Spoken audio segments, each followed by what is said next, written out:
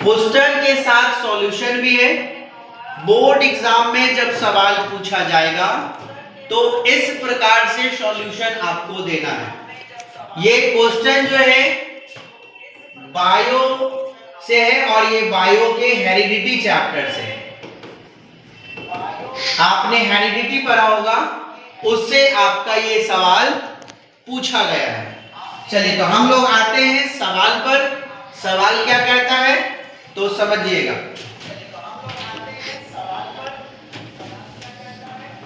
सवाल है आपका, name the plant Mendel use fix his experiment and what type of progeny was obtained by Mendel in F1, यानी F1 मतलब generation 1 और F2 मतलब generation 2, यानी generation when the cross tall and short plant, write the ratio he obtained F2 generation plant। Mendel sir के द्वारा जो experiment बताया गया है आपको हेरिडिटी चैप्टर में बायो का, उससे सवाल पूछा जा रहा है कि F1 प्रोगेनी और F2 यानी कि जब क्रॉस कराया जाता है तो F2 जनरेशन में प्लांट का क्या रेशियो होगा और प्लांट कैसा बनेगा। मेंडल का एक्सपेरिमेंट के द्वारा पूछा गया ये सवाल है। ठीक है, अब सवाल को आप लोग समझिएगा और सवाल समझ में आ गया है तो आंसर पे थोड़ा सा हम लोग गौर करेंगे।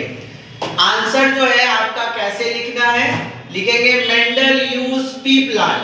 मेंडल सर ने जो एक्सपेरिमेंट किया था वो पी प्लांट पे किया था और उस पी प्लांट का नाम होता है पीसम स्टाबम।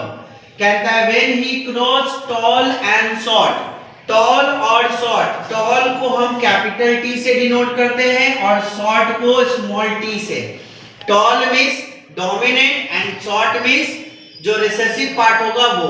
तो कहता है plant the progeny obtained F1 plant generation where a self the F2 generation show 3 tall and 1 dwarf।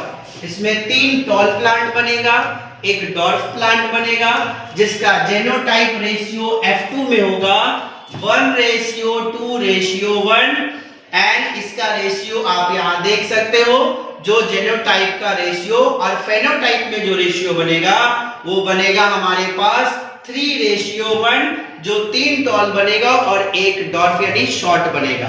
तो आप इसी का डायग्राम बनाना है।